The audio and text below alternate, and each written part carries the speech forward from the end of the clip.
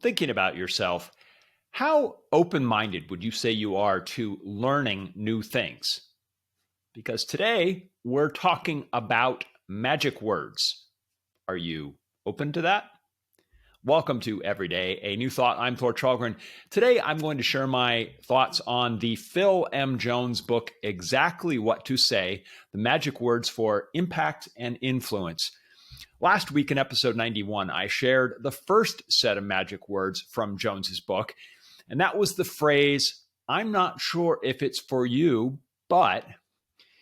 In this book, Jones describes magic words as basically a way to speak directly to someone's subconscious brain.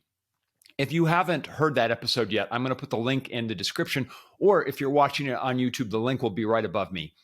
Today, though, I'm talking about another set of words that Jones shares, and here they are.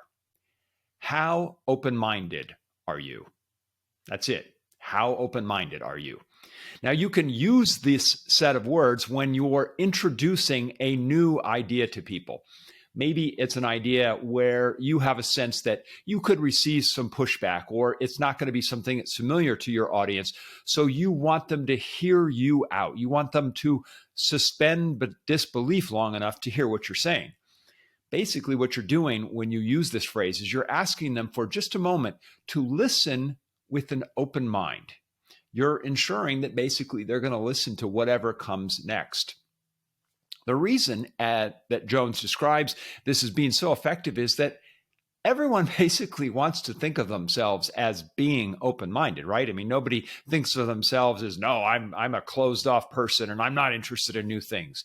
This is one of those things that we all like to think, of course, I'm an open-minded person. So their answer to that question is likely to be yes. If they said no, they're basically saying, I'm closed-minded and nobody wants to think of themselves that way. So here are some examples of how you might use this phrase and why it is particularly effective. For instance, you could say, would you be open-minded to see what we could work on together? In that phrase, you're not really asking for a firm commitment. You're just saying, would you be open to exploring this further? Another way to say it is, would you be open-minded to finding a solution that works for both of us? Again, you sound like a reasonable person. You're thinking of them. Is there a way for this to work out for both of us? Would you be open-minded about finding a way to save time and money here? Of course, who doesn't want to save time and money? You can begin to see what you're doing is you're pairing the would you be open-minded phrase with something that most reasonable people would at least say, yes, I want to know more about that. Here's a couple more. Would you be open-minded to accomplish this task in half the time? Would you be open-minded to giving this a chance? A chance? Okay, why not? You can see what you're doing is you're using that phrase and then you're framing the benefit to that audience. Maybe it's finding a solution, it's saving money, saving time, giving something a chance for just a little bit. My takeaway for this is to look for places in your life where you can put this phrase to use, where you ask people, would you be open-minded? Next week, I'm going to look at more sets of magic words from the book, Exactly What to Say, and I'll put the book description in the link below. This is the 98th episode. I'm counting down to 100 consecutive episodes of the show.